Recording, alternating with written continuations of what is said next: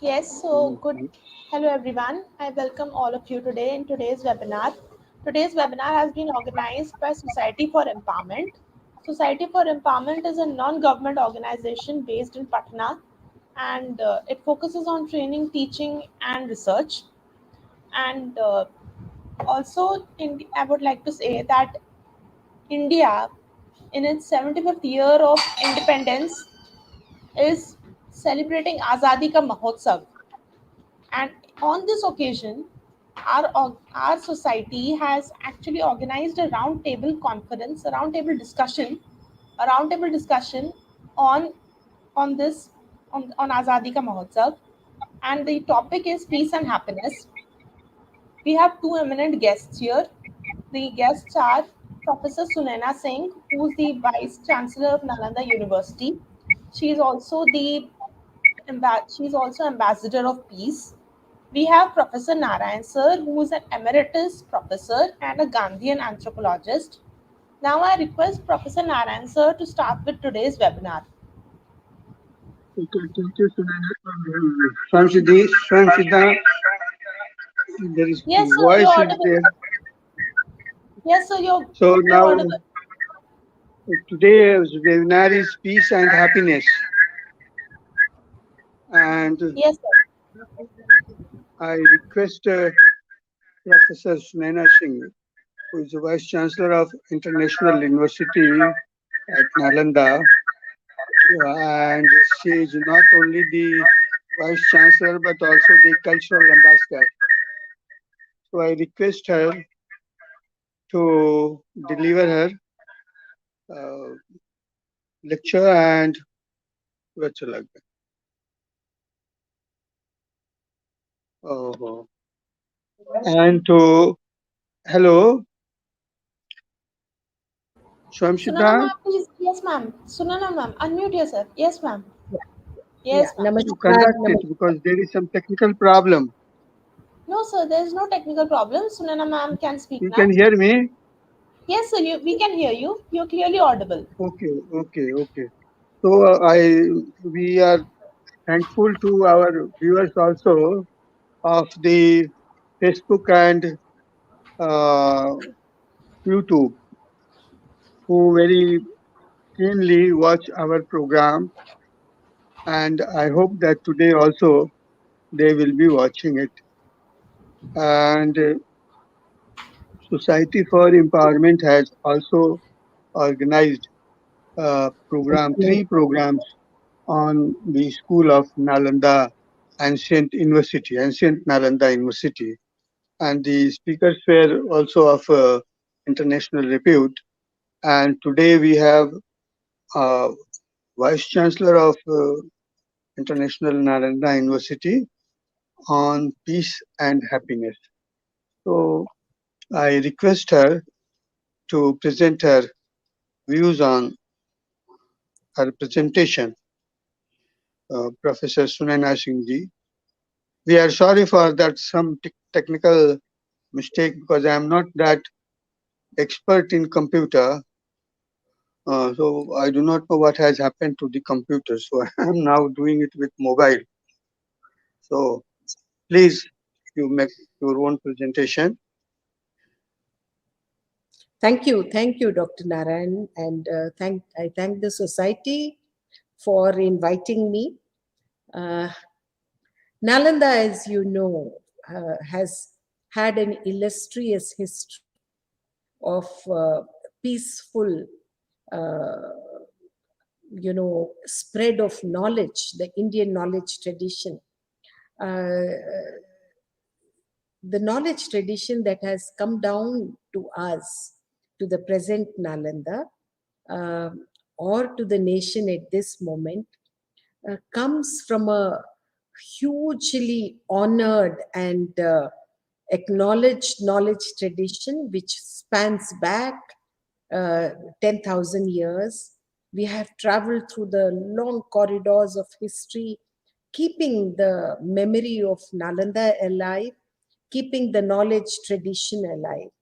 This evening, I am to deliver a brief talk on peace and happiness. Thank you, Dr. Narayan, for requesting me to speak on this subject. And I'm going to be very, very candid and simple about it. Uh, Peace, as we know, cannot be bought. While the very basis of happiness in today's world, the materialistic world we have, the people are eager to buy happiness in different forms. Dalai Lama said very significantly that purpose of life is to be happy, because for him happiness stems from peace, and he looked at it a little differently. Uh, and so is the Indian culture, because if we look at our spiritual ethos, you know, peace stems from our sense of responsibility. It stems from our sense of kartavya that we adhere to, at different stages of life. The purusharthas indicate how we need to move forward, and the foremost one is dharma, that rules over everything. So if we do believe in swadharma, and if you look at Mahabharata, Bhagavad Gita very significantly said, Yato dharma tato jaya. Wherever there is dharma, there is victory. And victory in any form is about happiness, it's about a sense of well being. But let me first come to happiness, and then we will move to peace. The purpose of life, as Dalai Lama has put it, is to be happy. Now, is the purpose of life to be happy, or do we live in a world which is acquisitive, which is essentially materialistic, which is a consumerist society, where everybody is a consumer of a lot of things which have now become very essential? Uh, Happiness is being bought these days in terms of material comforts. That's how people look at happiness. And I think we need to redirect this attention from the materialistic collating of uh, equipment or your material comforts can only make you happy momentarily. Whatever we strive for, the way we seem to be giving importance to the materialistic life, people are buying a lot of things to make their life comfortable, and with the idea and with the thought that that will give us happiness. That is how happiness is looked at. And somewhere it is related to their peaceful coexistence or existence within their family or outside. The culture of acquisition, culture of collating things, culture of amassing wealth, culture of leading a very lucrative life has somehow become an essential in the 21st century. But the pandemic showed us that no matter how rich one might be, you know, one cannot be happy or peaceful, or your life is not guaranteed because you're rich. So somewhere the notions, the false notions that were creating a semblance of happiness for people is dismantled by the recent pandemic. Hopefully it's behind us, but it has taught us very important lessons in life. Uh, that we need to be significantly more accountable to life, that we need to respect nature, we need to respect Mother Earth. In Indian culture, we've always believed that Sarve Bhavantu Sukhinaha. We have prayed for everybody's well being, happiness, peace. It's never I in Indian culture, in spiritual ethos, it is always we. So the idea of the world as one family has also been a very important and significant cultural emblems of India. And that is where I was looking at what do the Western scholars have to say about it. And I was looking at 2016, a psychologist in America was doing research on happiness, George Burns. And he said that his research showed that there are two ways to be happy. And those two he indicated as one being the relationship, the other spirituality. So, to a Western mind, relationships are very important. Your family is very important. Unless you're together, unless the family comes together, stays together in moments of crisis or moments of celebration, as we do in our Dashera, Deepavali, our festivals, Holi. Look at any of our cultural symbols or the festivals. It's all about coming together. And the family is an important quotient of India. A research in America being done on happiness says that being together is happy, relationships are happy, are essential for our happiness. Now, this is something which is innate to Indians, to our culture itself, because India is known for its relationships, for its family, for its togetherness, how we strive to be part of a larger family system.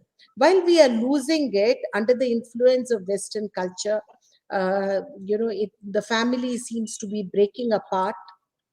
It's getting extremely nuclear these days, with the result that we have forgotten, or the present generation is forgetting the art of living together, art of connecting with the larger family. Every relationship in India has a significant specific name, whereas in the European and Western culture it's all generalized in the form of different names, be it cousins or uncle or aunt. It's all one. Whereas in Indian culture we have different symbols, different names for everyone, different relationships which are so significant in India. So that I thought is a very important research, and it throws light on India and its our own spiritual culture.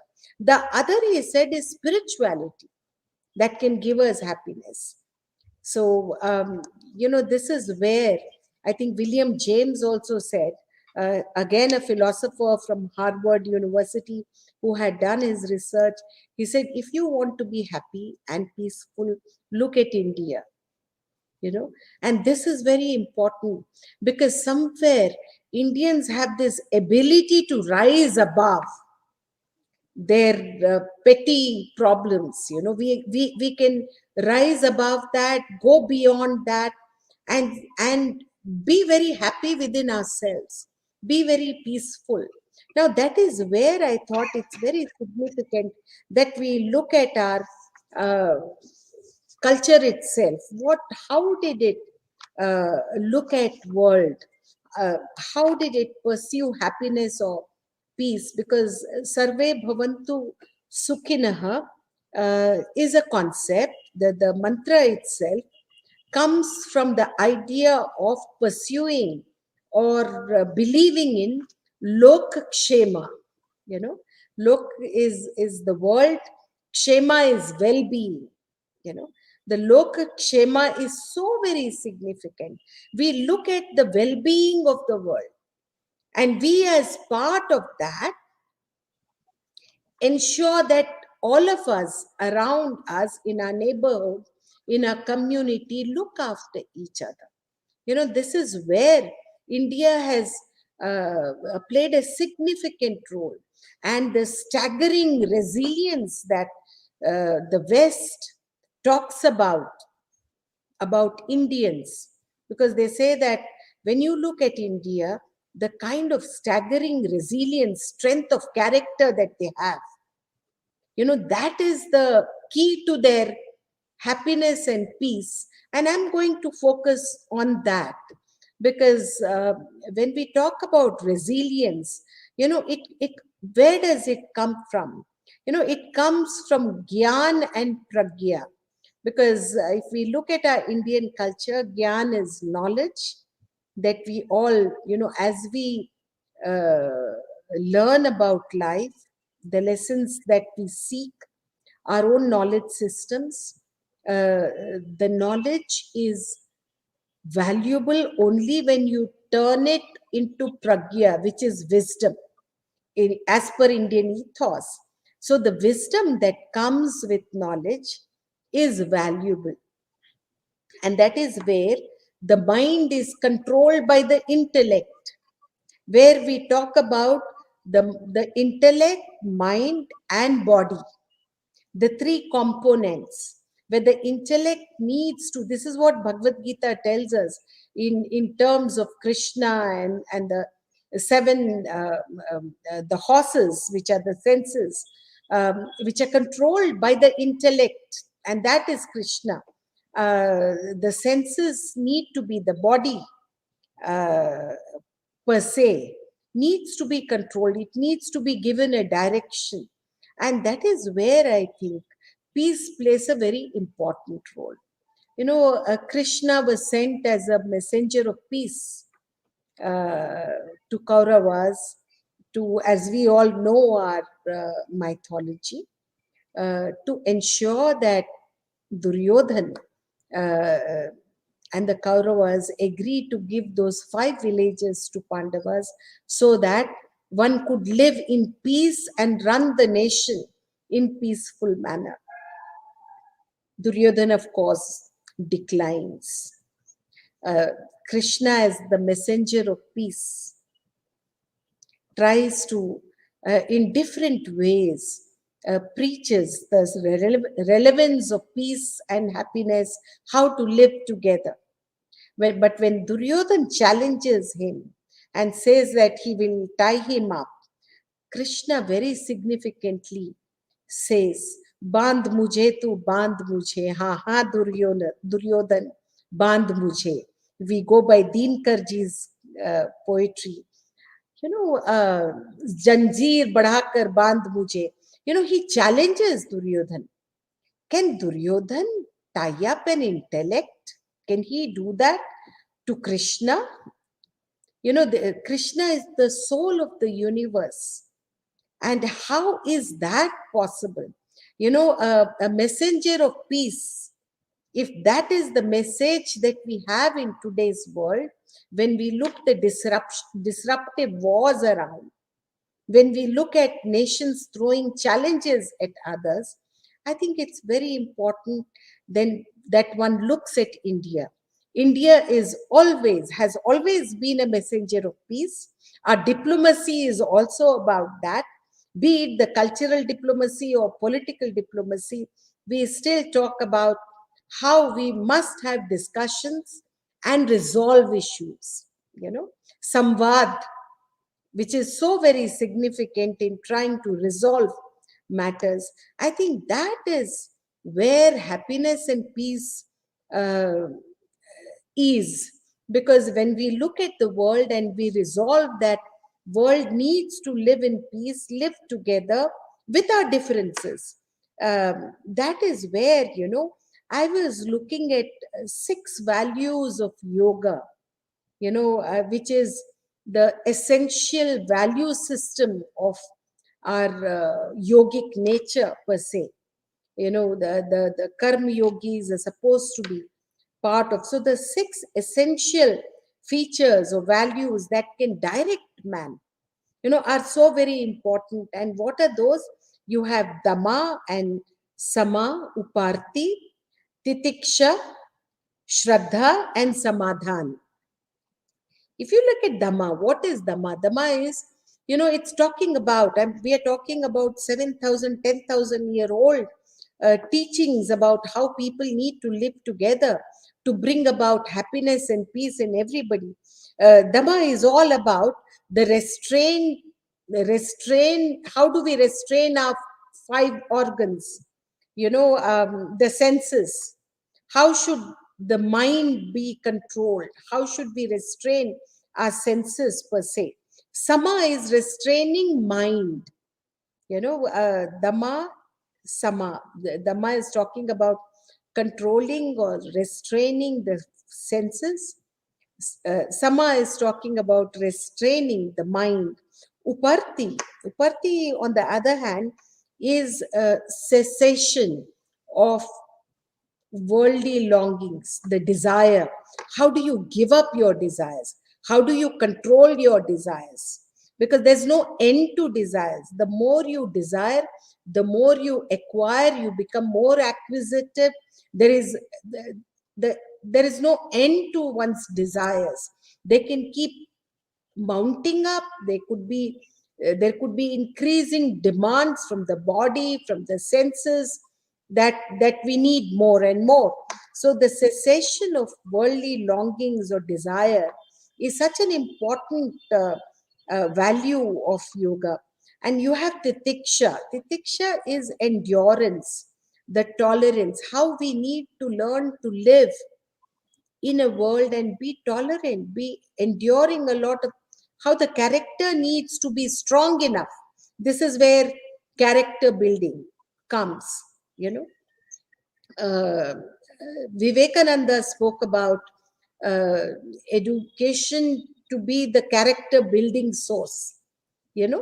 Education must build a character, must strengthen and give resilience to character.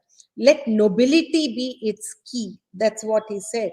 So titiksha is character building, the endurance and the tolerance that the body can take, the mind can take.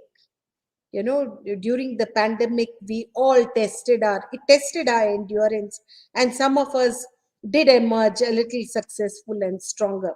The fifth one is, of course, Shraddha, which is faith, unswerving faith in oneself and in Paramatma, unswerving faith in Swadharma, your own dharma. What is it? That is because dharma rakshati rakshitaha. That's what our scripture said. Those who protect dharma, dharma will protect them.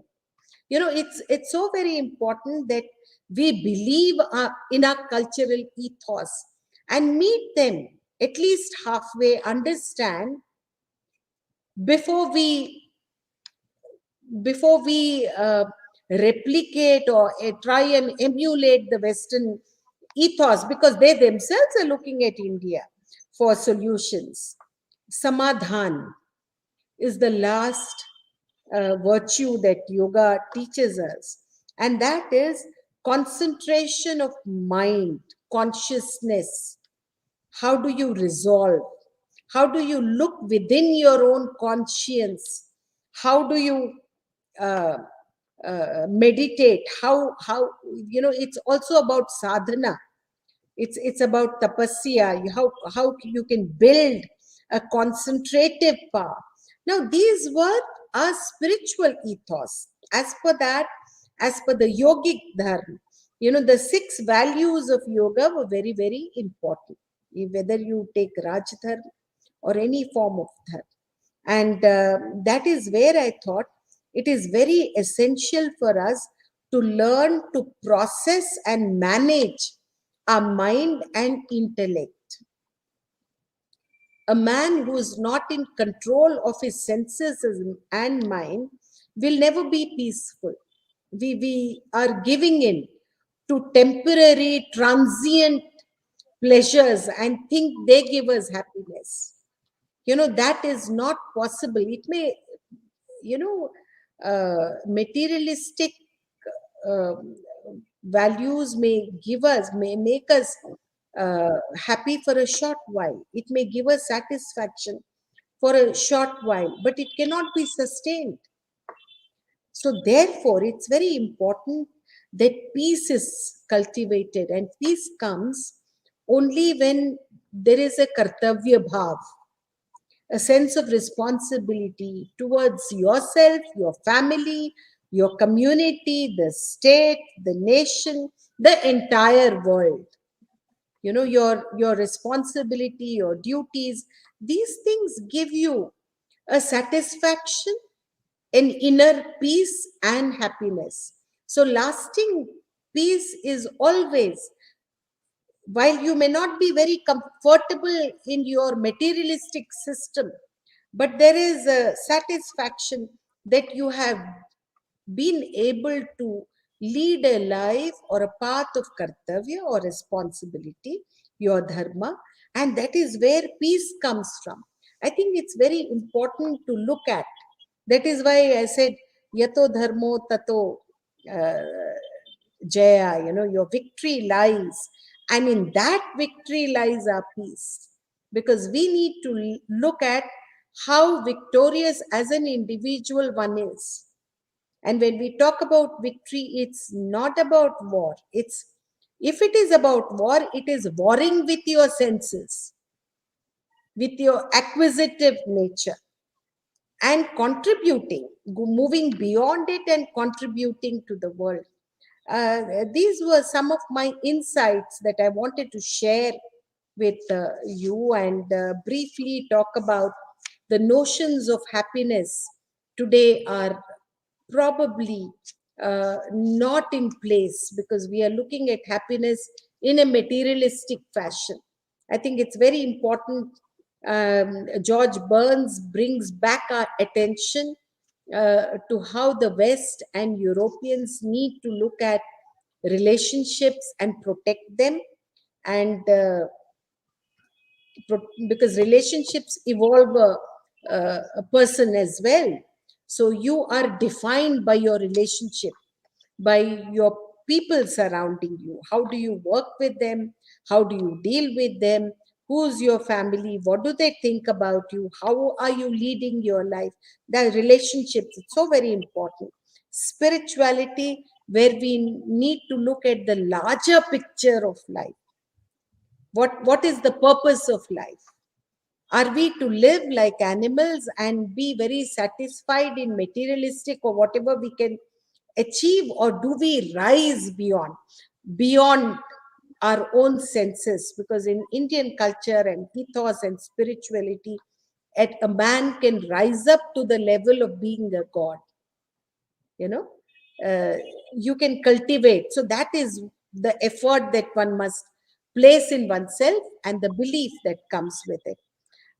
Thank you, Dr. S. Narayana, for this uh, platform to talk about and share my insights. I was not sharing a prepared presentation. I'm speaking from my insights and from my learning from life, and what Nalanda stands for. Nalanda stands for that coming together, how knowledge should uplift you, should harmonize everyone. Because unless we learn to harmonize, there cannot be a peace. So that is the purpose of an institution. Thank you. So thank you very much, Professor Sunaina Singh ji. You have made a good presentation, and uh, you are very right that it's mind which needs to be trained uh, for being peaceful life and happiness. Because unless you are trained with your mind, you cannot be happy. Happiness is a state of mind. That's the status of mind. Society for Empowerment has a regular class on happiness and Gandhi. We talk happiness in terms of Gandhi, we talk happiness in terms of Buddha. So we have two courses. Our courses are very popular. In USA, Canada, and yesterday we had a talk on Mexico, in Mexico.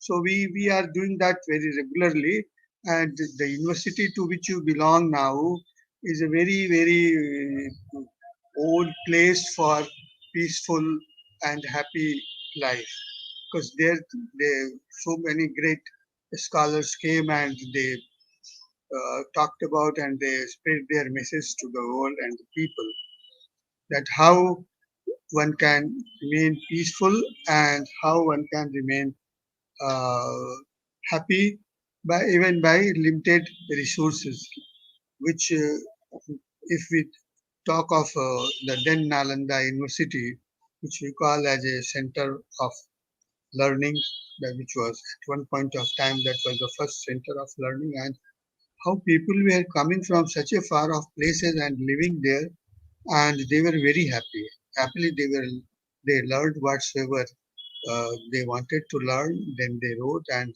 all those texts were now they are translated, but some of the translation was not that well. And that similarly, you know about the Buddha. Buddha also talked of happiness because if there is only renunciation in life, then that can't be happiness. For happiness, you very rightly said that the relationship is equally important for happiness. There is a scale that has been developed, as you mentioned, by Harvard University. That, that's a scale of happiness. But we have developed our own scale of happiness in terms of Gandhiji, one scale, and in terms of Buddha, the other scale. So because both reach to a common point, but during their development of mind in attaining peace and happiness, they we have two schools.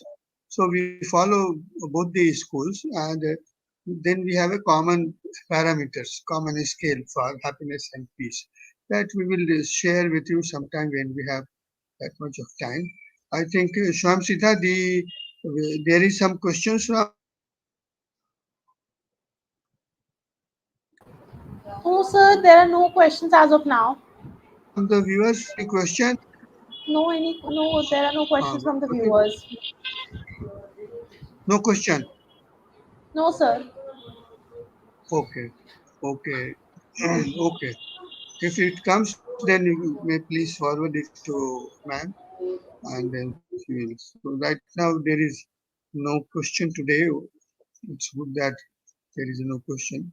So we are very much thankful and hope that in future also, whenever we Society for Empowerment invites you, we will come and we will share your views, or Yeah, thank you. Thank you.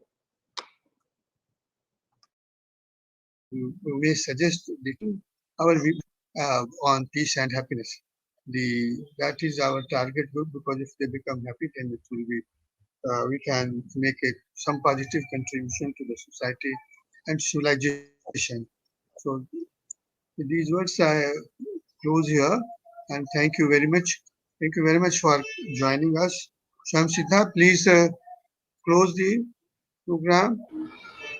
Yes, so today's webinar was a very informative one, especially what I got to know about Krishna and also what I got about peace. And the definition that I got was really nice. The definition about the actual happiness that we can get is not from materialness, it's not from the materialistic life, it's from the actual sense of happiness that is meditation and searching for a happiness that is within us. That was a very big message that Sunaina ma'am actually gave us. So I was really happy about today's webinar, and I hope such webinars will be conducted in future. So thank you so much for today's webinar. Thanks a lot. Okay, thank you. Thank you very much.